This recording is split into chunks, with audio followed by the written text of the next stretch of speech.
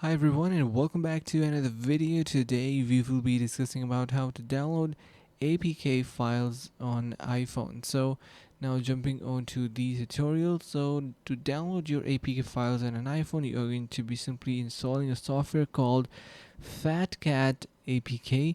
Make sure to head over to your internet and download this software. This is basically a third-party software that could be used to manage your APKs on an iPhone. Once you have that, what you're gonna do is you can easily get your APKs installed and running on an iPhone.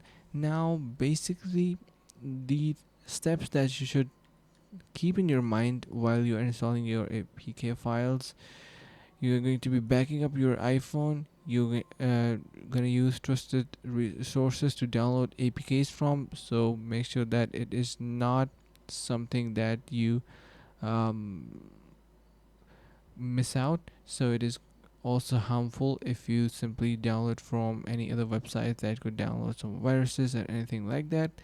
And yeah, so basically make sure to give it a try to these and subscribe to our channel if you feel like our content is providing you guys the value you are looking for. Stay tuned for more and see you guys in the next one.